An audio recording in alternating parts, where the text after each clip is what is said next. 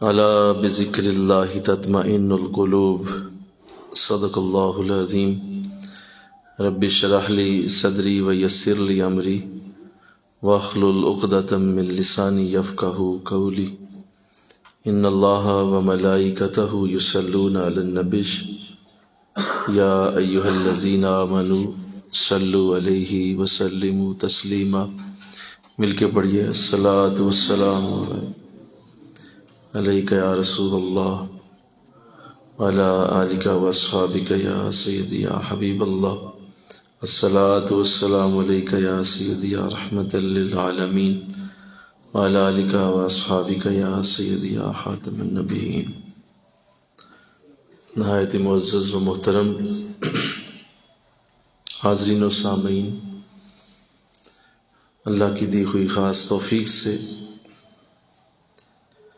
آج انشاءاللہ العزیز جمعۃ المبارک کی اس نشست میں قرآن پاک کے حوالے سے ہی کچھ گفتگو مزید کرنے کی سعادت حاصل ہوگی۔ اللہ نے قرآن میں سورہ انفال کے اندر آیت نمبر 31 میں ارشاد فرمایا، بسم اللہ الرحمن الرحیم، وَإِذَا تُتْلَى عَلَيْهِمْ آيَاتُنَا قَالُوا قَدْ سَمِعْنَا لَوْ نَشَاءُ لَقُلْنَا مِثْلَ هَذَا إِنْ هَذَا إِلَّا أَسَاطِيرُ الْأَوَّلِينَ وَإِذْ قَالُوا اللَّهُمَّ إِنْ كَانَ هَذَا هُوَ الْحَقُّ مِنْ عِنْدِكَ فَأَمْطِرْ عَلَيْنَا حِجَارَةً مِنَ السَّمَاءِ أَوْ ائْتِنَا بِعَذَابٍ أَلِيمٍ وَمَا كَانَ اللَّهُ لِيُعَذِّبَهُمْ وَأَنْتَ فِيهِمْ وَكَانَ اللَّهُ مُعَذِّبَهُمْ وَهُمْ يَسْتَغْفِرُونَ۔ صدق اللہ العظیم۔ ترجمہ سنیے۔ اور جب ان پر ہماری آیتیں پڑھی جاتی ہیں تو کہتے ہیں کہ ہم نے سنا، ہم چاہتے تو ایسی ہم بھی کہہ دیتے، یہ تو نہیں ہے کچھ اور مگر اگلوں کے قصے۔ اور جب بولے کہ اے اللہ، اگر یہی قرآن تیری طرف سے حق ہے تو ہم پر آسمانوں سے پتھر برسا دے یا کوئی دردناک عذاب ہم پر لے آ۔ اور اللہ ان پہ کبھی عذاب نہیں ڈالے گا جب تک اے محبوب تم ان میں تشریف فرما، اور اللہ انہیں عذاب کرنے والا نہیں ہے جب تک وہ بخشش مانگ رہے ہوں۔ تو یہ دو آیات، آیت نمبر 31 اور 32 اور 33، تین آیات پڑھنے کی سعادت ملی ہے، جس میں اللہ نے ارشاد فرمایا کہ اے نبی، یہ جو ہماری آیتیں جب ان پہ پڑھی جاتی ہیں لوگوں پہ، اور جب تم انہیں اپنی آیتیں سناتے ہو تو یہ پہلا تو جواب یہ دیتے ہیں کہ ہاں ہم نے سنا ہے، اور ہم بھی ایسی ہی کہہ سکتے ہیں آیتیں، ہم بھی ایسا بول سکتے ہیں، کیونکہ یہ کچھ بھی نہیں ہے سوائے قصے کہانیوں کے۔ کبھی کوئی قصہ بیان کرتے ہو، کبھی کوئی قصہ بیان کرتے ہو، تو لہذا ہم اسے قصے کہانیاں ہی سمجھتے ہیں، لہذا ہم بھی ایسی بول سکتے ہیں۔ اور جب ان سے کوئی جواب نہیں آتا تو پھر یہ جواب دیتے ہیں کہ اچھا، اگر یہ قرآن سچا ہے تو پھر ہم پر آسمان سے پتھر برسے، ہم آسمان سے پتھروں کی دعا کرتے ہیں کہ اللہ ہم پہ برسا دے یا کوئی دردناک عذاب ہم پہ لے آ۔ لیکن جواب دیا جا رہا ہے کہ اللہ انہیں کبھی بھی عذاب نہیں کرے گا جب تک اے محبوب تم ان میں تشریف فرماؤ۔ تم چونکہ موجود ہو لہذا ہم ان کی یہ بات نہیں مانیں گے، اور جب تک کوئی بھی ہم سے بخشش مانگتا رہے گا ہم اسے عذاب نہیں دیں گے۔ تو قرآن پاک کو چونکہ جب یہ اتر رہا تھا تو قرآن کا چونکہ انداز ہی ایسا ہے کہ اس میں اللہ نے اپنے نبی سے پچھلے دور کی، پچھلے نبیوں کی گفتگو فرمائی ہے، اور ایسا ضروری بھی ہے تاکہ ماضی کو بھی سامنے رکھا جائے، کیونکہ ایک ایسی کتاب جو ہر لحاظ سے ہر دور کے لیے اتری ہے، جس کو ماضی کو بھی اپنے اندر رکھنا ہے، حال کو بھی رکھنا ہے اور مستقبل کو بھی رکھنا ہے۔ تو چونکہ یہ آیت کریم، یہ قرآن پاک جو ہے وہ ہر دور کے ہر صنف کے لیے اترا، تو اس لیے اس میں پچھلے قصے بھی ڈالے گئے۔ آدم علیہ السلام کا قصہ ہے، حضرت نوح علیہ السلام کا ہے، حضرت موسیٰ علیہ السلام کی پوری زندگی کا احاطہ کیا گیا ہے۔ اسی طرح حضرت نوح علیہ السلام سے لے کر حضرت سلیمان علیہ السلام سے لے کر حضرت یوسف علیہ السلام کے اوپر پوری سورت اتاری گئی، تو پچھلی کہانیاں اس کے اندر ڈالی گئی ہیں تاکہ ماضی کو سن کے تو انسان سمجھنے کی کوشش کرے۔ تو یہ پہلا چونکہ انداز تھا قرآن کا، اور ان لوگوں کو پچھلے لوگوں کی باتیں سنانا اس لیے بھی ضروری تھا کہ اس سے پہلے بہت ساری قومیں آئیں جو اللہ کے عذاب کا شکار ہوئیں، اور انہوں نے اللہ کی جب بات نہیں مانی تو ان کے اوپر بہت ساری تکالیف اتریں، ان کا ذکر ضروری تھا تاکہ جو لوگ ہدایت لینا چاہیں وہ اسی طرح لے لیں اور سمجھ جائیں، دوسروں کو دیکھ کے عبرت لے لیں۔ تو چونکہ قرآن کا یہ انداز تھا تو انہیں یہ دھوکہ لگ گیا کہ یہ لگتا ہے کوئی سٹوری بک ہے، کوئی کہانیوں کی کتاب ہے، لہذا یہ پھر ایسی بات کر رہے ہیں کہ جب ان پہ ہماری آیتیں پڑھی جاتی ہیں تو کہتے ہیں کہ ہاں ہم نے سنا ہے، اور ہم چاہتے تو ایسی ہم بھی کہہ دیتے، کیونکہ کہانیاں سنانے میں ان میں بڑے بڑے اعلیٰ لوگ تھے، کاہن، جو کہلاتے ہی کہانیاں سنانے والے تھے، تو وہ کاہن کہلاتے تھے، تو وہ کہتے ہیں ہم بھی بول سکتے ہیں، پچھلے دوروں کی باتیں کرنی ہے نا تو ہم بھی کر لیتے، تو یہ کچھ نہیں ہے مگر اگلوں کے قصے۔ اور جب حضور کو یہ بات کی جاتی تو حضور خاموشی اختیار کرتے، اور آپ فرماتے ٹھیک ہے تمہاری مرضی ہے، لیکن اس کا کوئی جواب نہیں دوں گا، کوئی جواب نہیں۔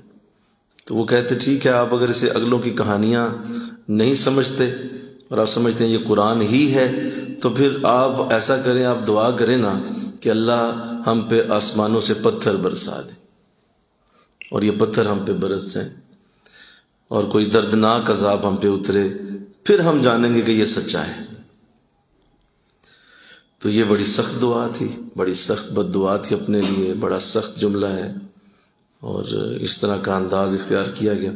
میں سمجھتا ہوں کہ یہ ایک آخری تیر تھا جو ان کے ترکش سے نکل گیا۔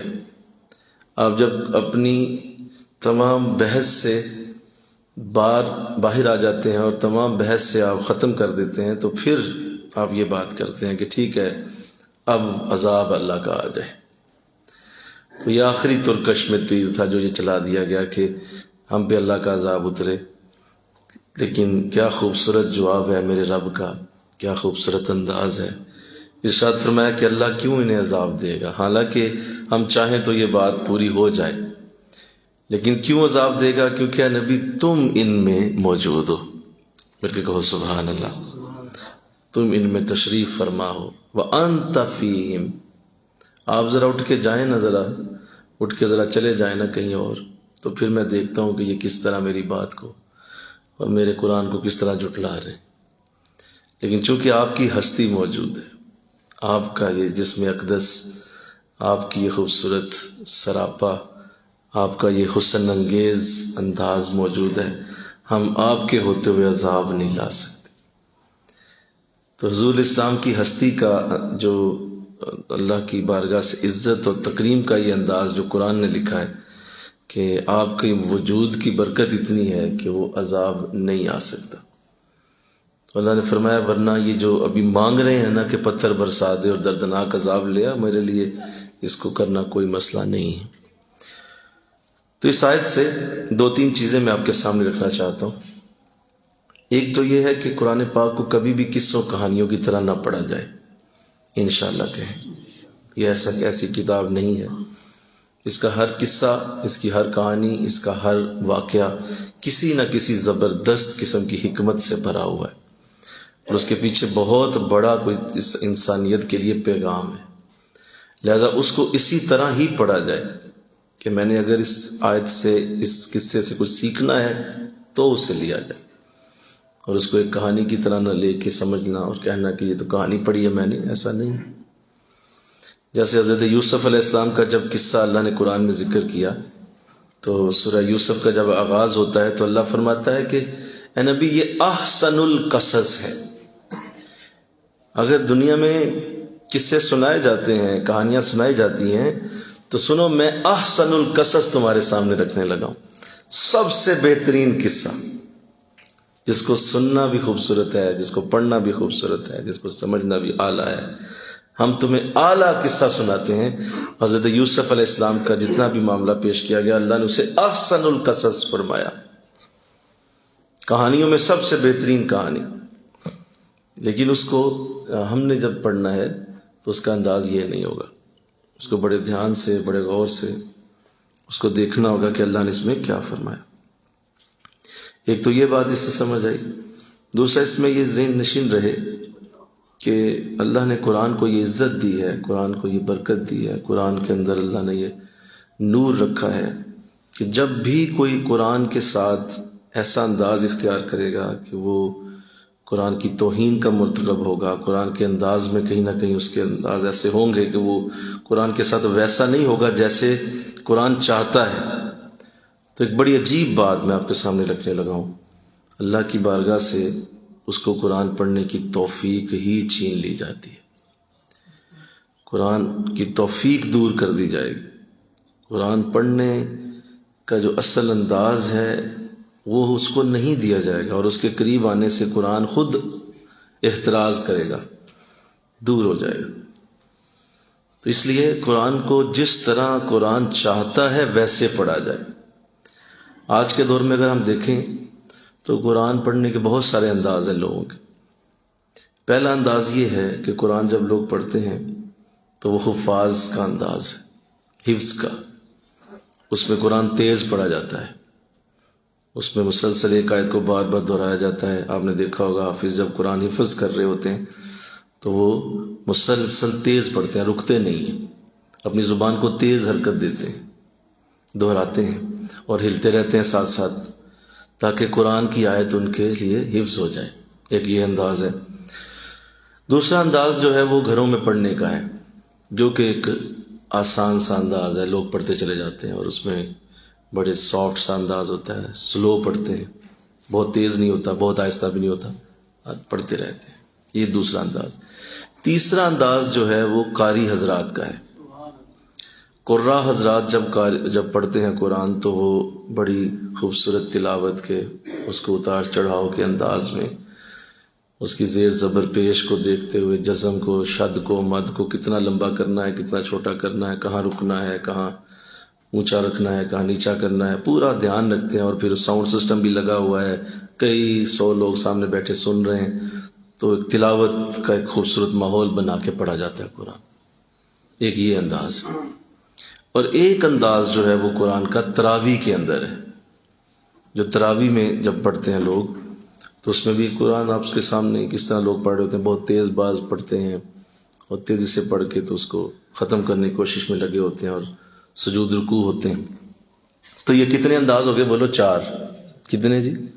4 انداز ہو گئے جو مروج ہیں، رواج ہے جن کا۔ میں پھر دہراتا ہوں، پہلا انداز حفظ کا، دوسرا انداز گھروں میں، تیسرا انداز قاری حضرات، چوتھا انداز تراویح۔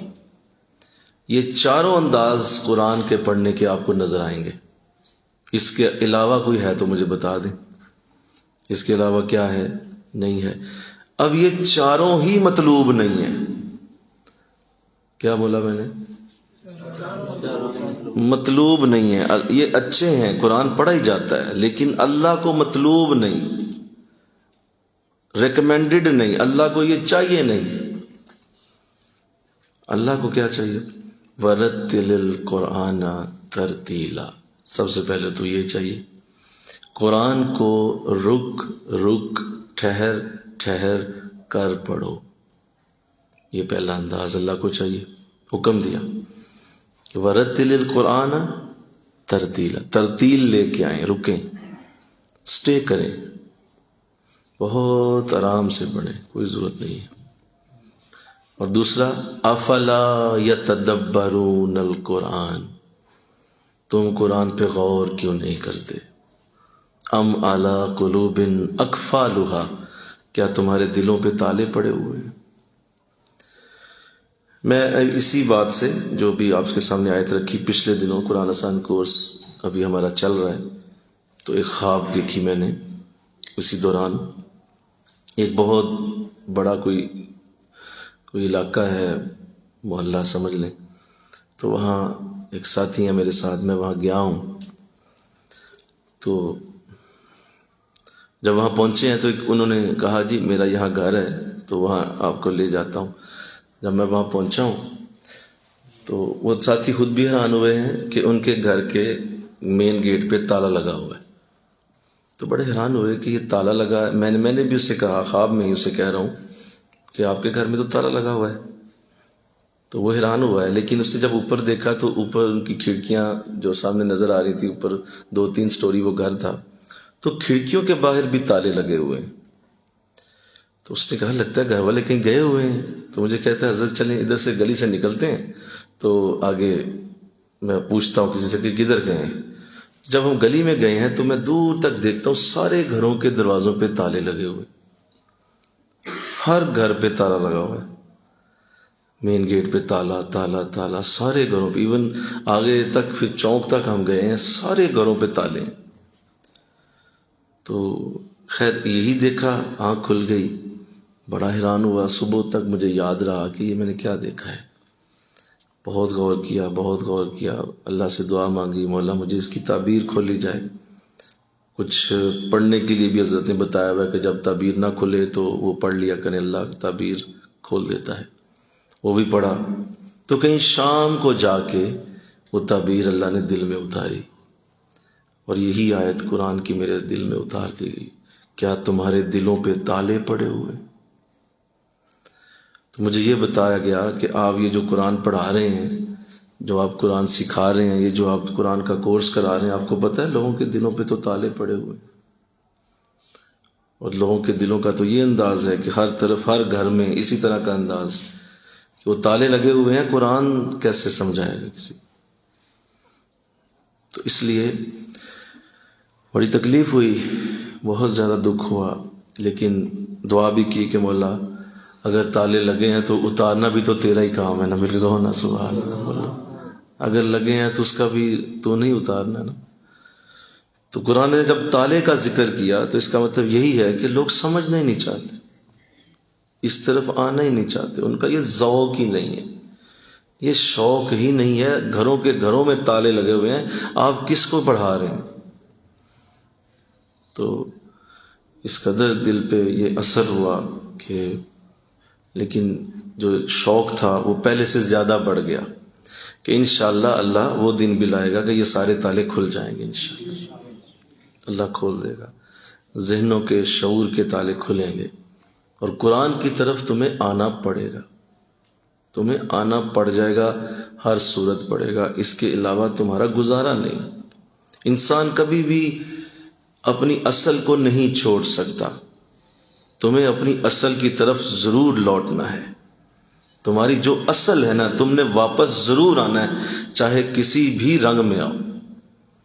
تو لہذا مجھے بڑی اس بات کی ذہن میں رہی کہ کوشش تو ہم کر رہے ہیں، اللہ کرے اس تالے کو اللہ کھول دے انشاءاللہ، لوگوں کے ذہن وسیع ہو، شوق پیدا ہو، شوق بیدار ہو کہ قرآن کے لیے اللہ نے اتنا بڑا لفظ اتار دیا کہ نبی مانگتے ہیں یہ عذاب لیکن ہم نہیں اتاریں گے، کیونکہ آپ ان میں موجود ہیں اور آپ صاحب قرآن ہیں، آپ قرآن والے ہیں، لہذا ہم آپ کے ہوتے ہوئے کبھی بھی نہیں ایسا کریں۔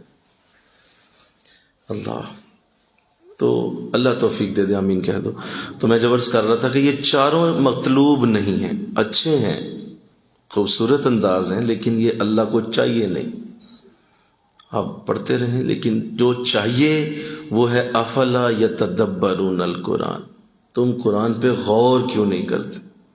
حضرت علامہ اقبال رحمۃ اللہ علیہ آپ قرآن کی تلاوت فرما رہے ہیں تو والد صاحب گزرے، آپ فرماتے ہیں والد صاحب نے مجھے رک کے دیکھا لیکن کچھ کہا نہیں، چلے گئے۔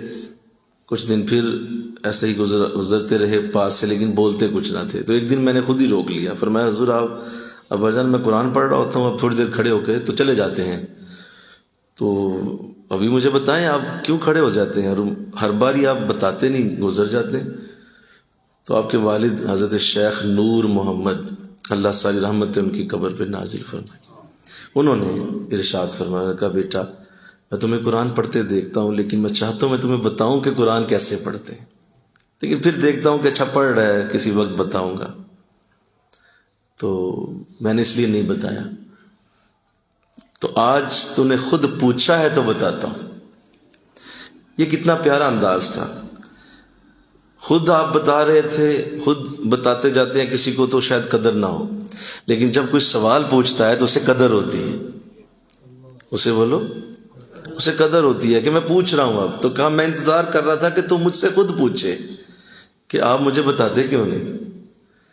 تو آج آپ نے چونکہ پوچھا ہے تو بیٹا میں تمہیں بتاتا ہوں قرآن کیسے پڑھتے ہیں. فرمایا جب قرآن پڑھتے ہیں تو قرآن سراپا درد ہے، یہ درد ہی درد ہے. تمہیں قرآن پڑھتے ہوئے آنکھوں میں آنسوؤں کا لانا لازم ہے.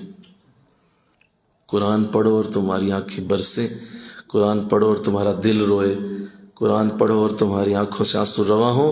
بیٹا یہ قرآن پڑھنا ہوتا ہے.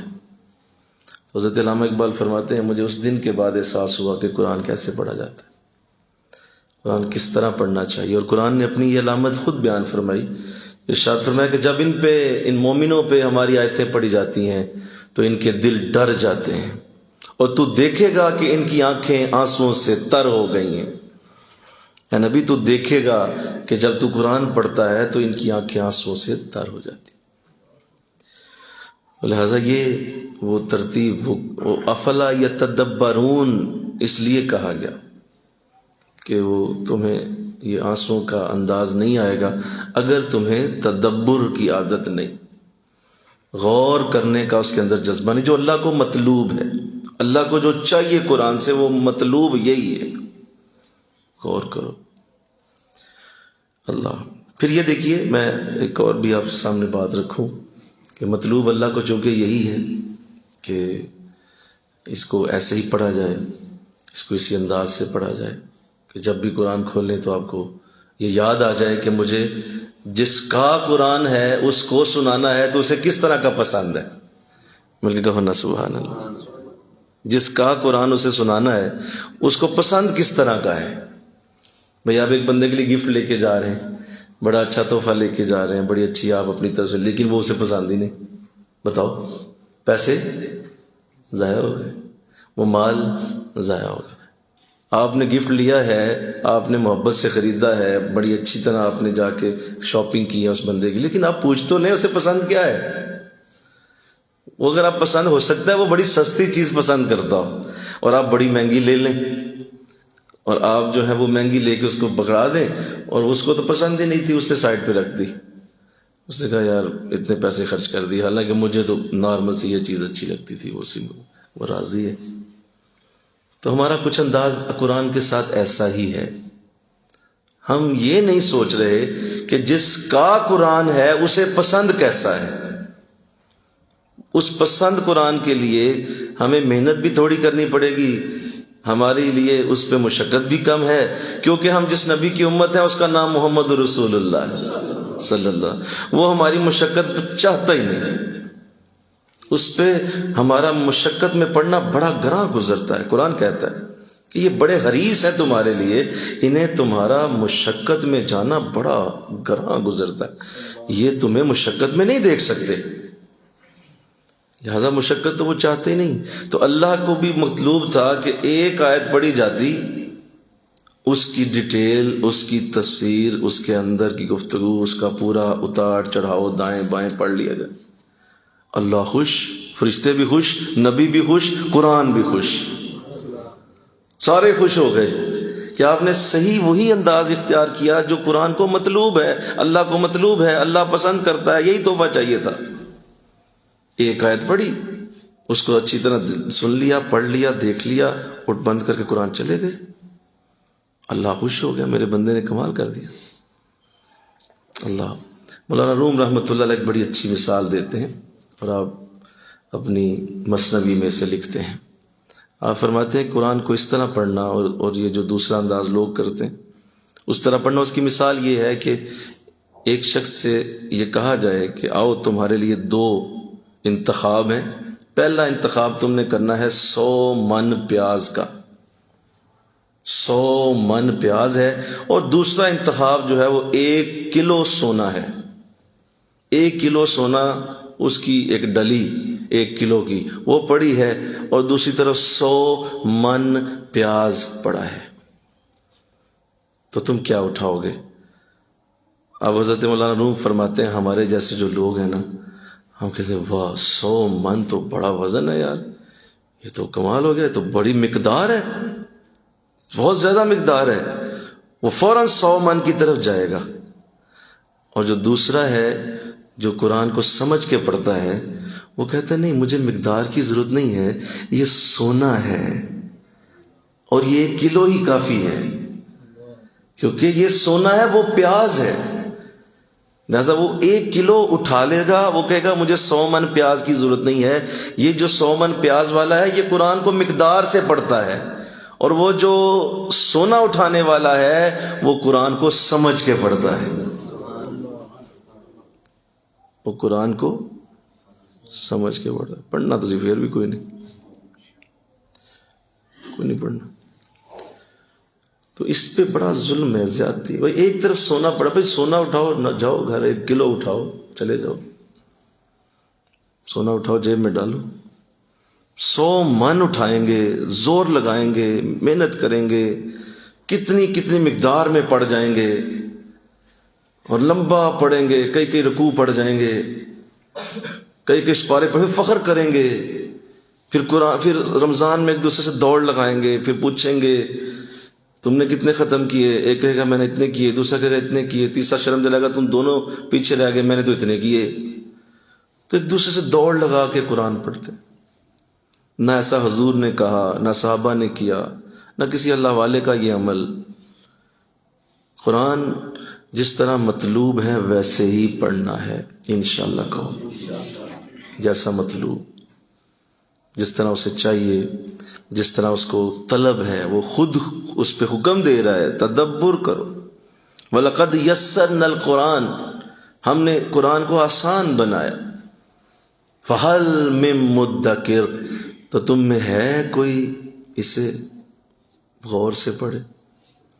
مشکل تو بنایا نہیں، آسانی سے تمہیں سمجھ آ جائے گی. تو اللہ توفیق دے، آمین کہہ دو. اللہ سعادت دے دے، اللہ اس برف کو پگھلا دے ہمارے ذہنوں پہ جو پڑ چکی ہے، جو ہماری عادتیں پختہ. اصل میں نا یہ نسلوں کا مرض ہے. کیا ہے بولو؟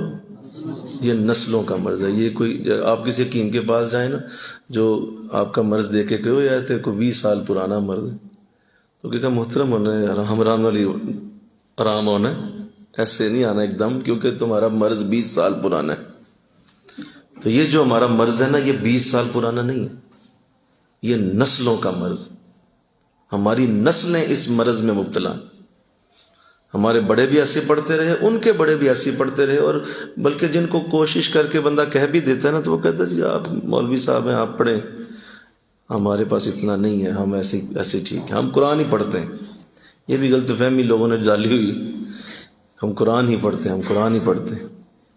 قرآن کیسے پڑھتے ہیں آپ؟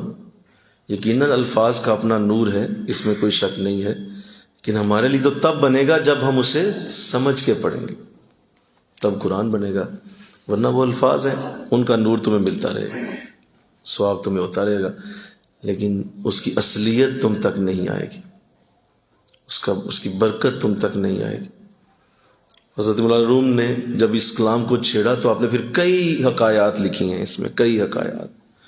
ایک حکایت میں آپ نے یوں بھی لکھا کہ ایک بادشاہ نے کسی شخص کو ایک خط بھیجا، اپنے کسی وزیر کو بھیجا، اور اسے کہا کہ یہ خط ہے تمہارے لیے. اس ساتھ اس کا نمائندہ بھی دے کے گیا کہ بڑا اہم خط ہے، اور اس میں بڑی اہم تمہارے ساتھ کچھ بادشاہ نے راز تمہارے ساتھ اس نے شیئر کیے ہیں، کہ یہ راز ہیں بڑے خاص، اور فلاں جگہ جا کے تم نے یہ کام اب کرنے ہیں، لیکن کسی کو بتانا نہ، اس کو جتنا پڑھ لگے تو وہ کام کرو. تو وزیر بڑا خوش ہوا، اور اس نے وہ خط لیا، اس کو چوما، اس کو سینے سے لگایا، خوشبو لگائی اور کہا بالکل تسلی سے پڑھوں گا، اس کو اونچی جگہ رکھ دیا۔ کچھ دن گزر گئے، پھر اس نے گزرتے دیکھا بادشاہ کا خط پڑا ہوا ہے، یاد آ گیا، کہا ہاں بہت اچھی بات ہے، دوبارہ اتارا، پھر خود دوبارہ خوشبو لگائی، پھر سینے سے لگایا، پھر چوما اور پھر رکھ دیا۔ اسی طرح جب بھی وہ گزرتا اس کو دیکھ کے چوم چاٹ کے رکھ دیتا۔ کچھ عرصہ گزرا تو بادشاہ نے دوبارہ پیغام بھیجا کہ وہ کام ہو چکے ہیں جو میں نے خط میں لکھے تھے۔ تو اسے یاد آ گیا، اس نے کہا جی وہ تو ویسے ہی پڑا ہوا ہے، میں نے پڑھا ہی نہیں۔ کہا اچھا اس کو بلاؤ ذرا۔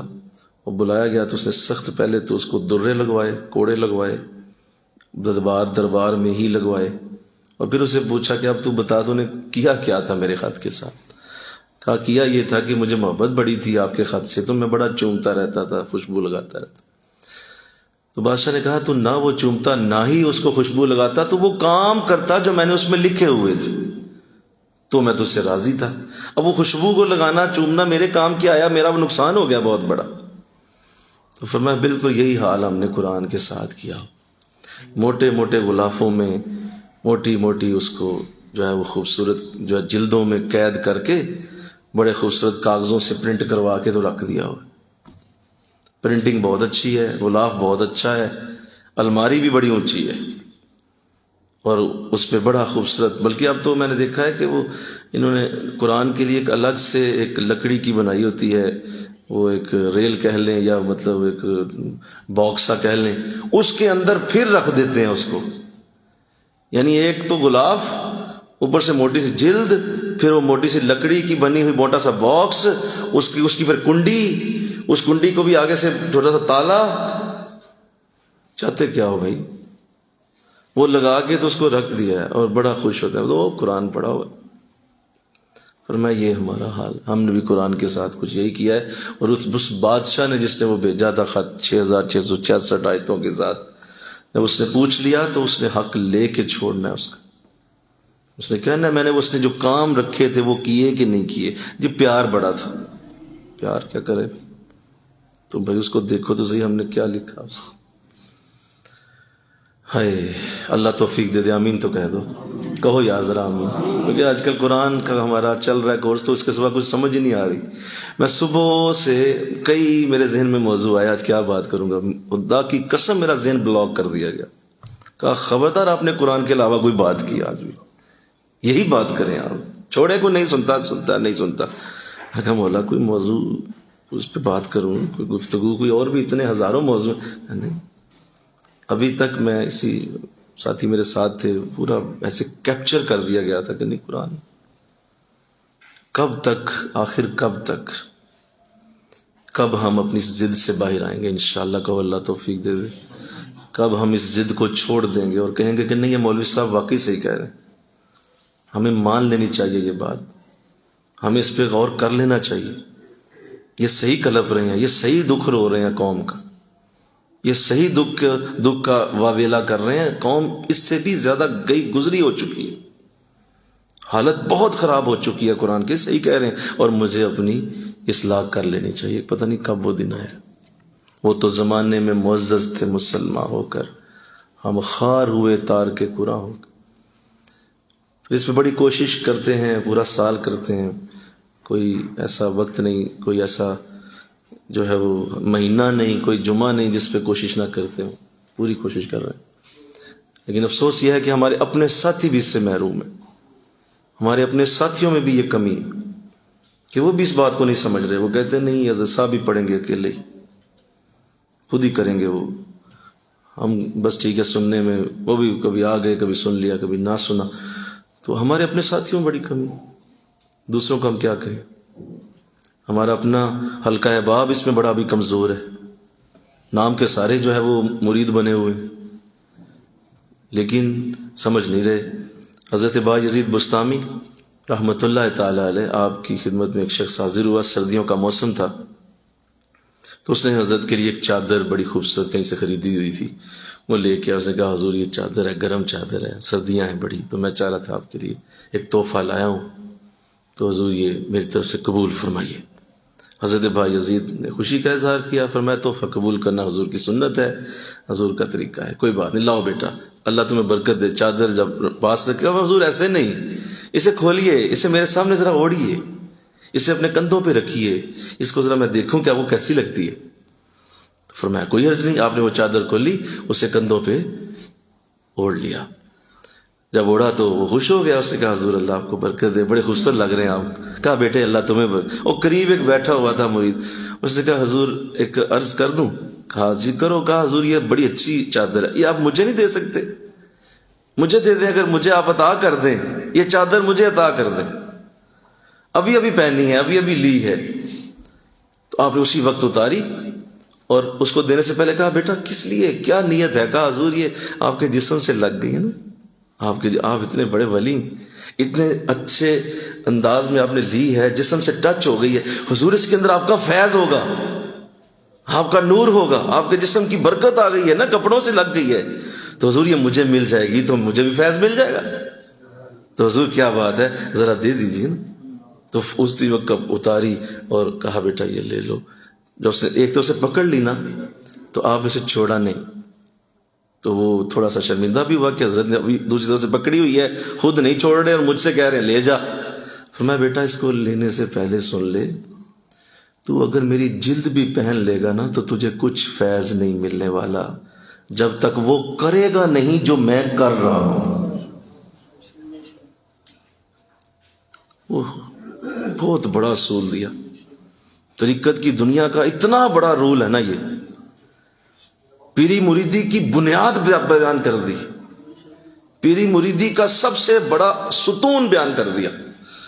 تجھے کچھ نہیں ملنے والا جب تک وہ کرے گا نہیں جو میں کر رہا ہوں، جو میرے عمل ہیں، جو میرے عمل ہیں وہ کر۔ چادریں لینے سے، امامے پہننے سے اور جبے کبے اوپر 6 کلو کپڑا پہن لینے سے کیا بندہ ولی بن جاتا؟ جنہیں مرضی کپڑے پالو، کیا مطلب اسے ولی ہو جاؤ گے؟ وہ کرو جو میں کر رہا ہوں۔ تو ہمارے اپنے ساتھی نہیں سمجھتے اس بات کو، وہ کہتے ٹھیک ہے بس صحیح ہے، تھوڑا بہت خود ہی ہو جائے گا، پھر ذلیل ہوتے پھرتے ہیں گلیوں میں بازاروں میں اور کہتے ہیں جیسا پتہ نہیں دعا نہیں کرتے میرے لیے، اتنا جاتا ہوں اتنا بیٹھتا ہوں۔ بھائی جب تک وہ پورا نہیں کرو گے جو وہ کر رہے ہیں برکت کیسے آئے گی؟ اللہ آنے نہیں دے گا۔ آقا اسلام نے یہی شرط اپنے لیے بھی لگائی، اپنے لیے بھی یہی شرط لگائی، من احب سنتی احبنی، جس نے میری سنت یعنی میں جو کر رہا ہوں اس سے محبت کی، اسی نے مجھ سے محبت کی۔ اور جب آپ یہ صرف درود شریف کا لفظ بولتے ہیں نا، سنو درود کی بھی تھوڑی حقیقت بیان کر دوں آپ کے لیے۔ درود پاک جب کوئی بندہ پڑھتا ہے صلی اللہ علی حبیبی محمد وآلہ وسلم، تو اصل میں درود ہے کیا؟ آپ ایک شخص پہ دعا بھیج رہے ہیں کہ اللہ اس پہ رحمت کر دے، اس پہ کرم کر دے، اس کا نام محمد ہے صلی اللہ علیہ وسلم، یہ میرا رسول ہے، اس کی آل پہ بھی کرم کر دے، ان کے اصحاب پہ بھی کرم کر دے۔ یہی کہتے ہو؟ بولو یار، یہی بولتے ہو نا؟ تو درود آپ بھیج رہے ہیں ایک شخص پہ، لیکن جس شخص پہ آپ درود بھیج رہے ہیں آپ کو اس کی سیرت کا ہی نہیں پتا، آپ کو پتہ ہی نہیں کہ وہ کیسا تھا، اس نے کتنی جنگیں لڑی تھی، اس نے کتنی بار تکلیفیں اٹھائی تھیں، کیسے اس نے زندگی گزاری تھی۔ وہ درود پھکا ہے، اس پھکے درود کا کوئی فائدہ نہیں۔ جب پتہ ہوگا نا کہ حضور کون تھے تو 1 درود 1,00,000 درود کے برابر ہو جائے گا، کیونکہ آپ کو سیرت کا پتہ ہے کس پہ میں دعا بھیج رہا ہوں، اس نے میرے لیے کیا کیا تھا۔ مل کے کہو نا سبحان۔ جب آپ کسی کو دعا دیتے ہیں تو پتہ ہوتا ہے نا کہ اس نے آپ کے لیے کیا کیا ہوا ہے۔ بولو نا، کسی کو دعا دیتے ہو تو کیسے دیتے ہو؟ اسی وقت دو گے نا جب اس نے آپ کے لیے کچھ کیا تھا، آپ نے اسے دعا دی یار تیرا بھلا ہوئے، آپ نے اس کو دعا دے دی تیرا بھلا ہو جائے بھائی، تو نے میرے لیے یہ کیا۔ آپ کو پتہ ہی نہیں حضور نے آپ کے لیے کیا کیا ہے، تو آپ کیسے درود بھیج رہے ہیں ان پہ؟ کس طرح درود بھیج سکتے ہیں آپ؟ کیسے وہ نور ملے گا آپ کو؟ آپ یہ جانیں تو صحیح کہ حضور نے آپ کے لیے کیا کیا ہے۔ اور جس دن یہ پتہ چل گیا زیارت پہلے ہو جائے گی، آپ حضور کی زیارت ہو۔ لیکن چونکہ حضور کو جانے بغیر درود پڑھتے رہتے ہیں، حضور ہیں کون، عہدہ کیا ہے، آپ کا معیار کیا ہے، سٹینڈرڈ کیا ہے، کتنے بڑے لیول پہ کھڑے ہیں آپ، میرے ساتھ ان کا مقابلہ کیسے ہے، نبیوں کے ساتھ کیسے مقابلہ ہے، آدم نے ان کے بارے میں کیا کہا، نوح کیا کہہ گئے، موسیٰ نے کیا عرض کی، ابراہیم نے کیا بولا، ابو بکر کیا کہتے رہے، مل کے کہو نا سبحان اللہ، عمر کیا کہہ گئے، علی کیا بول گئے، حضرت اماں فاطمہ میرے اپنے والد کے لیے کیا بات کر گئی، اماں عائشہ کیا بولی۔ جس دن یہ پتا چلا ایک درود بھی پورے دن میں کافی ہے، ایک درود، کیونکہ جان کے پڑھ رہے ہو حضور کون ہے پتہ ہی کوئی نہیں، پھکے درود بھیجتے رہتے ہو حضور پہ، پھیکے جن میں کوئی مزہ نہیں، جن میں کوئی چس نہیں، جن کے اندر کوئی ذوق نہیں، کوئی اس کے اندر وہ چاشنی نہیں، اس درد کی، اس درد کس بندے نے میرے لیے کیا پتہ ہی کوئی نہیں۔ اس پہ جتنا دکھ ہے اللہ توفیق دے دے، آمین کہہ دو، اللہ سعادت دے دے، اللہ توفیق دے دے۔ قوم کا رونا رونا رونا یہ حضور کی بھی سنت ہے، حضور بھی اپنی قوم کے لیے روتے رہتے، اور یہ رونا آج تقریباً ختم ہو گیا ہوا ہے۔ سبحان اللہ کہلانے کا سب کو بڑا شوق ہے، سب بڑی تقریر کریں گے، آج یار مزہ آ گیا، بڑی کیا باتیں کی ہیں علامہ صاحب نے، تے عمل، وہ عمل کدھر گیا؟ علامہ صاحب نے بہت بڑی اچھی بات کرتے ہیں، وہاں جانا چاہیے، وہاں بڑی باتیں ہوتی ہیں، جی تو جائیں آپ، میری باتیں سن کے آ جائیں، عمل کیا ہے؟ تو لہٰذا جب تک آپ جانیں گے نہیں، آپ حضور کی بارگاہ کا درود بھی پورا نہیں پڑھ سکیں گے، قرآن کو ایسے کیسے پڑھیں گے، کس طرح سے پڑھا جائے گا قرآن؟ اور شیخ کی برکت تبھی ملے گی جب اسی طرح کے اعمال کیے جائیں جیسے وہ کرتا ہے، جیسے اعمال وہ بجا لاتا ہے، جس طرح کی ان کے اندر عادتیں ہیں اسی طرح کے انداز۔ تخلقوا باخلاق اللہ، حدیث میں اللہ کے رسول نے فرمایا اللہ کے اخلاق سے اپنا اخلاق جوڑ لو، جیسے اللہ کے اخلاق ہیں ویسے بنو، جس طرح اس کا خلق ہے ویسے تمہارے اخلاق ہوں تو بات بنتی۔ تو اللہ سعادت دے، آمین کہہ دو، ذرا آمین کہہ دو، اللہ توفیق دے دے، برکت دے دے۔ تو یہ چونکہ ایسا معاملہ ہے کہ جب تک قرآن کے ساتھ اس طرح کے انداز نہ بنائے جائیں اور اپنی ڈیلی روٹین میں قرآن کو ایسے شامل نہ کیا جائے اور اس کے لیے اپنی پوری اندر سے سیریسنس لا کر قرآن کے ساتھ وابستہ نہ ہوا جائے، قرآن کیسے کھلے گا؟ قرآن ایک خزانے کی طرح ہے، اور آپ نے خزانہ، آپ نے بہت سارے ڈرامے دیکھے ہوں گے زندگی میں خزانوں والے، بہت سارے آپ نے ایسے قصے پڑھے ہوں گے خزانوں والے، تو بتاؤ ذرا خزانہ کیا پہلے سٹیپ پہ مل جاتا ہے؟ آپ گھر سے نکلتے ہیں تو خزانہ گلی میں پڑا ہوتا ہے؟ نہیں، اس کے لیے کئی ہزار میل آپ پڑھتے ہوں گے، ڈراموں میں آپ نے دیکھا، بہت سارے فلموں کے اندر بھی خزانے دکھائے جاتے ہیں۔ وہ کیسے حاصل ہوتا ہے خزانہ؟ کتنے ٹارچیں لے کے راتوں کو پھرتے ہیں وہ، اور کتنے لوگ راستے میں مر جاتے ہیں، پھر کہیں ایک دو جا کے خزانے تک پہنچتا ہے۔ تو فرمایا یہ قرآن بھی اللہ کا خزانہ ہے، اس کے پاس بھی ٹارچ لے کے جانا پڑے گا، جس طرح ٹارچ لے کے آپ جاتے ہیں پھر دیکھتے ہیں یار کہاں پڑا ہے، کدھر پڑا ہے، کودوں میں، اور ہو سکتا ہے آپ خزانے والی جگہ پہ پہنچے تو آپ کو پتا چلے یہاں سے خزانہ ابھی زمین میں کوئی 100 فٹ نیچے ہے، تو وہاں سے کھدائی بھی شروع کرنی پڑتی ہے، پھر کھدائی کر کر کے وہاں تک پہنچتے ہیں، پھر کہیں جا کے کوئی ایک ہیرا ہاتھ آتا ہے۔ تو یہ دنیا کا خزانہ اتنی مشکل سے ملے تو اللہ کا خزانہ کیا گھر بیٹھے ہی مل جائے گا؟ کیا گلی میں گزرتے ہوئے خزانہ مل جائے گا کہ یہ جی اللہ کا خزانہ بھی لے لیا میں نے؟ اس کے لیے بھی محنت کرنی ہوگی، اس لیے قرآن کی محنت ہے، قرآن کی کوشش ہے، قرآن کے ساتھ شغف ہے، قرآن کے جتنے بھی انداز ہیں اس کے اوپر پوری محنت ہے، تجوید پہ محنت ہے، ترجمے پہ محنت، تفسیر پہ محنت، کون سی تفسیر کب، کون سی آیت کدھر سے لوں، کدھر سے کون سی زیادہ آسان ہے وہ لے لوں، وہ پڑھ لوں، اس پہ زیادہ مزہ آ رہا ہے یہ پڑھ لوں، پوری ایک ڈیٹیل ہے، تفسیر ہے، اس کے اندر محنت۔ کھپ جاتے ہیں دکانداریوں میں، پسینے بہہ جاتے ہیں، جابز کرتے کرتے، اپنے باس کی بات مانتے مانتے، اپنے مالک کی بات مانتے مانتے، لوگ ایمان بھی جانے سے گریز نہیں کریں گے، ایمان جاتا ہے جائے، مالک ناراض نہ ہو، بھائی فیکٹری کا مالک ہے یار، اس کے لیے کیا کیا کریں گے۔ اور جو ہماری جسم و جان کا مالک ہے اس کے لیے محنت ہی کوئی نہیں، محنت کا انداز ہی نہیں، خود ہی آ جائے گا، خود ہی ہو جائے گا، خود ہی کر لیں گے، وقت گزرتا چلا جا رہا ہے۔ تو اللہ توفیق دے، آمین کہہ دیجیے، اللہ سعادت دے دے، اور ہم اپنے ماحول میں اس کو اتنا زیادہ رواج دیں، اتنا زیادہ رواج دیں کہ ایک وقت آئے کہ یہ برف پگھل کے ختم ہو جائے اور لوگوں کے ذہن قرآن کی طرف راغب ہوں، لوگوں کے ذہن قرآن کی طرف پلٹ اٹھیں۔ اللہ مجھے آپ کو توفیق عطا فرمائے۔ وما علینا الا البلاغ۔ سنتے ہیں۔